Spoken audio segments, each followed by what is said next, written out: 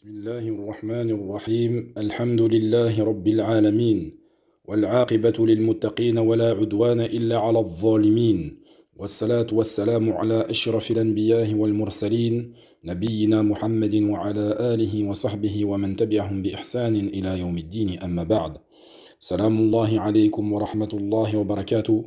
Nous continuons la leçon numéro 25 concernant le tawhid dans les asma wa sifat. Dans la leçon, Shir al-Wasabi rahimahullah nous mentionne dans son introduction l'unicité d'Allah dans les noms et les attributs d'Allah. C'est le fait d'unifier Allah par les noms avec lesquels il s'est lui-même nommé. Et ces noms et ces attributs conviennent à sa majestuosité. Allah Azza wa Jal a effectivement accordé à sa création, à sa créature, homme ou animal, des caractéristiques également. Exemple à cela, concernant les hommes, Allah Azza wa Jal nous dit dans le Coran, concernant le prophète sallallahu alayhi wa sallam, bil mu'minina ra'ufur rahim, il est compatissant et miséricordieux envers les croyants. Et Allah tabaraka wa ta'ala s'est lui-même nommé wa anna Allah ra'ufur rahim. Et n'eût été qu'Allah est compatissant et miséricordieux. Allah nous a dotés de l'ouïe et de la vue. Il dit lui-même, tabaraka wa ta'ala, Inna khalaqana al-insana min nutfatin amshajin nabtalihi faj'alnahu sami'an basira. En effet, nous avons créé l'homme d'une goutte de sperme mélangée aux composants divers pour le mettre à l'épreuve, et c'est pourquoi nous l'avons fait entendant et voyant. Et Allah tabaraka wa ta'ala c'est lui-même nommé Al-Basir ou Al-Sami'. Il a comme attribut Al-Sam' ou Al-Basar. Et comme cela, dans plein de noms, il faut comprendre de tout cela que les noms et les attributs d'Allah tabaraka wa ta'ala conviennent à sa majestuosité, en qui nul égal, nulle comparaison ne peut être faite. Et il est le seul à posséder. Et c'est cela le tawhid véritable. De croire au nom parfait d'Allah qui indique tous une caractéristique d'Allah tabaraka wa ta'ala, un attribut qui convient à sa majestuosité et qui est comparable en rien aux caractéristiques des hommes, des êtres humains, des créatures tout entières. Nous ne disons pas que les êtres humains ne possèdent pas ces caractéristiques. Naam, la créature entend, voit, parle, vient, descend, elle se met en colère, elle pardonne. Tout cela conviendra à tous que cela fait partie des comportements, des attributs de la créature. Mais tout cela convient et a été attribué à l'homme. Quant à Allah tabaraka wa ta'ala, ses noms et ses significations sont en concordance à sa majestuosité. Et il est le seul à les posséder. Prenons comme exemple la caractéristique de la vie. Pour exemple, l'homme est vivant. Allah ne dit-il pas, concernant Isa, « Ma dumtu hayya » tant que je vivrai. Il dit également de l'espèce végétale, فَأَحْيَا بِهِ الْأَرْضَ بَعْدَ مَوْتِهَا. Il revivifie la terre après sa mort. Il dit également, وَيُحْيِي الْأَرْضَ بَعْدَ مَوْتِهَا. Et il redonne la vie à la terre après sa mort. Donc l'être humain est vivant, la flore est vivante. Et Allah tabaraka wa ta'ala a dit de lui-même qu'il était le vivant. Et il faut comprendre ici que sa vie convient à sa majestuosité, à sa grandeur, et ne ressemble en rien à la vie des créatures. Allah dit à son propos, Allahu la ilaha illa hu, al-hayyul qayyum. Et il dit également, wa tawakkal ala al-hayy alladhi la yamut. Allah, point de divinité à part lui, le vivant, celui qui subsiste par lui-même. Et il dit également, place ta confiance en le vivant qui ne meurt jamais. À travers ces versets, nous comprenons très bien qu'Allah tabaraka wa ta'ala est le vivant et que les créatures également sont vivantes. Sauf que la vie d'Allah est en accord avec sa majestuosité. Elle est en équation avec cela. Il subsiste par lui-même. C'est-à-dire que personne n'a donné la vie à Allah. Alors que toi, simple être humain, toute créature a la vie par la grâce d'Allah tabaraka wa ta'ala. C'est Allah qui te l'a accordé. Également, la vie d'Allah n'a pas été précédée par le néant ou ne sera suivie par le néant, ce qui est le cas de toute vie en dehors d'Allah. Toute vie sur terre est précédée par le néant et sera suivie par la mort. Allah tabaraka wa ta'ala ne dit-il pas à propos de l'être humain هل أتى على الإنسان حين من الدهر لم يكن شيئا مذكورا. S'est-il écoulé pour l'homme un laps de temps durant lequel il n'était même pas une chose mentionnable? Puis avec cela, il n'échappe à personne que toute créature mourra. كل من عليها فان ويبقى وجه ربك ذو الجلال والإكرام. Tout ce qui est sur elle, c'est-à-dire sur la terre, doit disparaître. Seule subsistera la face de ton Seigneur, plein de majesté et de noblesse. Allah est donc le vivant qui ne meurt pas, le vivant qui n'a été précédé par aucun néant. Et donc la différence et la comparaison est inutile. Il n'est ni précédé par le néant, sa vie ne sera pas suivie par la mort, l'extermination, l'usure. Il subsiste par lui-même également. La ta'khudhuhu sinatun wa la nawm. Il n'est pris ni par la somnolence, ni par le sommeil. Et ceci est une des caractéristiques de l'homme. Même si l'homme souhaiterait ne pas dormir ou être pris de somnolence, indubitablement, il est saisi de somnolence ou d'envie de dormir. Et à cela, nous disons comment certains musulmans, comment certaines personnes peuvent douter des noms d'Allah, tabaraka wa ta'ala, qui lui confèrent automatiquement des caractéristiques qui sont propres à Allah. Cela juste car nous appelons les caractéristiques des êtres humains par les mêmes noms qui ont été attribués à Allah par Allah lui-même. Et donc les créatures sont dotées des caractéristiques qui conviennent à leurs faiblesses, leurs défauts, leurs manquements. Et Allah, tabaraka wa ta'ala, lui a des noms et il a des caractéristiques qui conviennent à sa majestuosité, à sa perfection, à son élévation. En conclusion, Allah est le vivant qui n'est jamais pris de somnolence, qui subsiste par lui-même. Quant à l'être humain, il est vivant, précédé du néant, pris de somnolence, suivi par la mort. Et Allah, par la suite, lui accordera la vie éternelle. Mais à ce moment-là, il ne subsistera pas par lui-même. C'est Allah tabaraka wa ta'ala qui lui accordera cette vie éternelle au paradis. Et si Allah décidait de lui retirer, il lui suffirait de décider cela. Et c'est comme cela que nous devons comprendre toutes les caractéristiques. Ceci est une règle fondamentale. Pour tout sunni croyant, la règle est la suivante. Tout ce dont Allah s'est doté et s'est attribué à sa personne comme nom qui en indique une caractéristique, nous avons foi en cela. Et tout ce dont le prophète sallallahu alayhi wa sallam a dit et a mentionné concernant Allah tabaraka wa ta'ala, nous avons foi en cette parole. Et ceci, nous l'avons expliqué dans le cours précédent. Et nous y avons apporté les preuves. Puis Shir al-Wasabi rahimahullah complète son introduction en disant « La foi en ses noms et ses attributs doit être claire, ceci sans s'interroger sur le comment d'Allah, sur le comment des attributs d'Allah tabaraka wa ta'ala. La takyif, sans recourir à des comparaisons entre ses attributs et les attributs de ses créatures. Bila tamthil, sans déformer ses noms et ses attributs. Bila tahrif, ni négation. Ta'til, en accord avec ce que Allah Azza wa Jal a dit de lui-même. Laysa kamithlihi shay'un wa huwa as-sami'ul basir. Il n'y a rien qui lui ressemble et c'est lui l'audient, le clairvoyant. Quant au ta'til, à la négation, celui qui renie les noms d'Allah et les attributs d'Allah ne peut être croyant.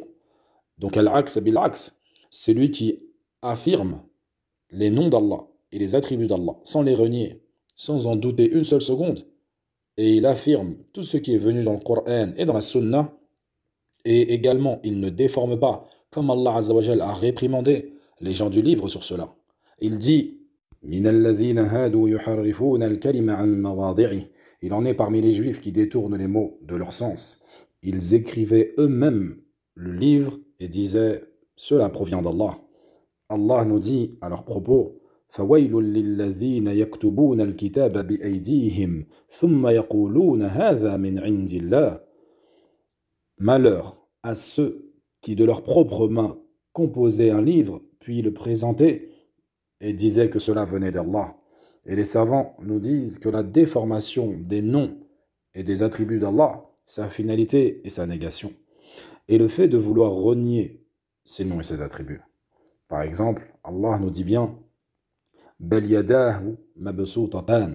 Au contraire, ses deux mains sont largement ouvertes. Celui qui interpréterait cela et dirait effectivement Naam, ce qui est voulu ici, concernant ses deux mains, c'est ses bienfaits, apparents et cachés. Ici, il dirait que l'yed ne sont pas les mains, mais sont plutôt la ni'ama, les bienfaits d'Allah. Donc ici, son interprétation, nous lui demanderons que fais-tu de la caractéristique d'Allah qui est deux mains?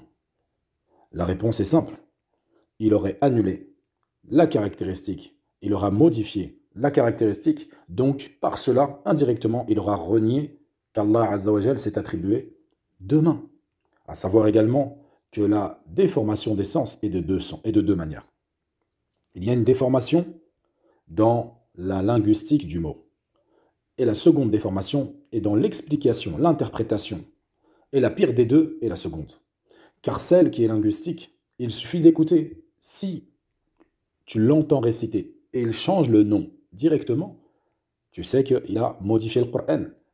Alors que celui de l'explication, l'imam ferait semblant de donner une explication pour annuler la caractéristique d'Allah.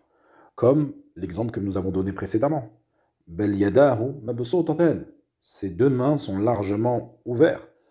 Un imam qui dirait Naam, ce qui est voulu ici, c'est ses bienfaits apparents ou cachés.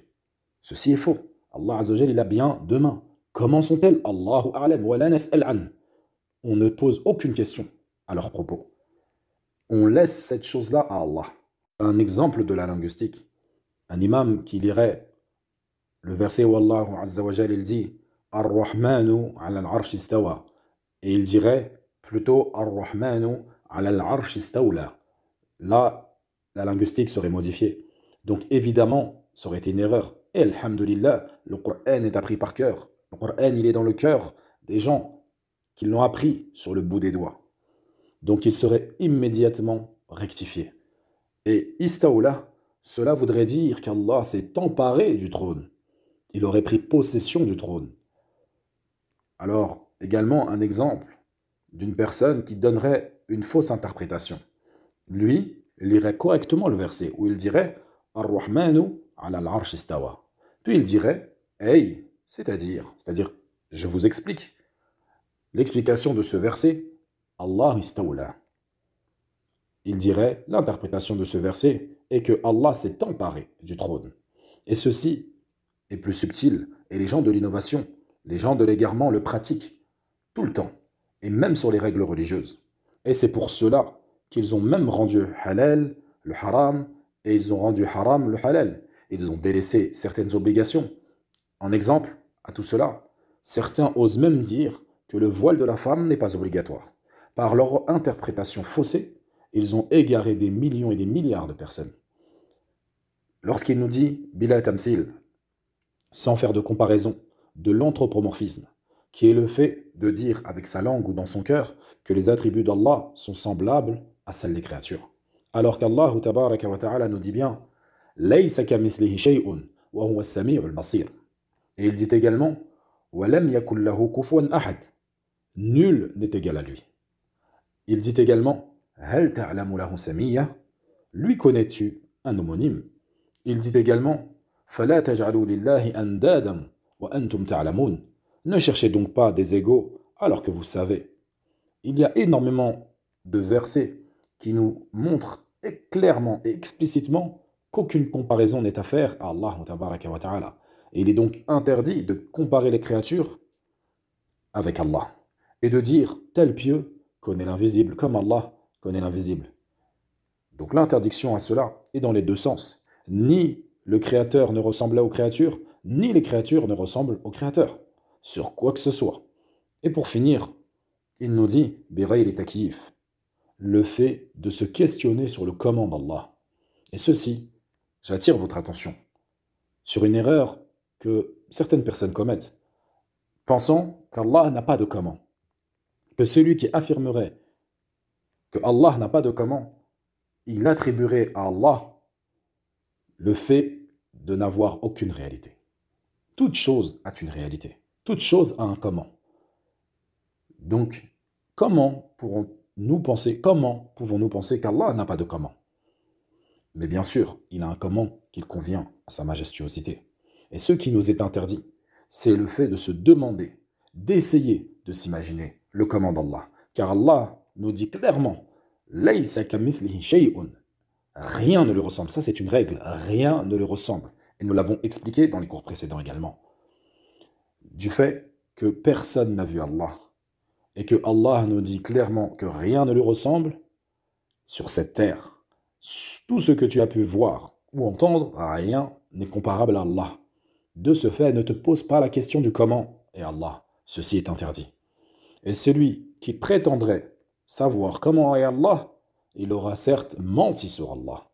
Allah ne dit-il pas ولا تقف ما ليس لك به علم إن السمع والبصر والفؤاد كل أولئك كان عنه مسؤولا. Et ne poursuis pas ce dont tu n'as aucune connaissance. L'ouïe, la vue et le cœur, surtout cela en vérité, on sera interrogé. Et il dit également وأن تقولوا على الله ما لا تعلمون, et que vous disiez d'Allah ce que vous ne savez pas. Ceci est haram de parler sur Allah tabaraka wa ta'ala sans science. Ceci est le pire et le plus grand des péchés. Allah ne dit-il pas قل إنما حرم ربي الفواحش ما ظهر منها وما بطن والإثم والبغي بغير الحق وأن تشركوا بالله ما لم ينزل به سلطانا وأن تقولوا على الله ما لا تعلمون. Les savants nous disent de ce verset qu'Allah a donné et a exprimé les péchés dans un ordre croissant. C'est-à-dire que le dernier péché mentionné dans ce verset est pire que le précédent. Il dit Dis, mon Seigneur n'a interdit que les turpitudes, c'est-à-dire les grands péchés, tant apparents que secrets, de même que les péchés tels que l'agression sans droit et d'associer à Allah ce dont il n'a fait descendre aucune preuve. Et le pire de tout cela est le fait de dire sur Allah ce que vous ne savez pas. نكتفي بهذا القدر ولنا بقية وصلى الله وسلم على نبينا محمد وعلى آله وصحبه أجمعين.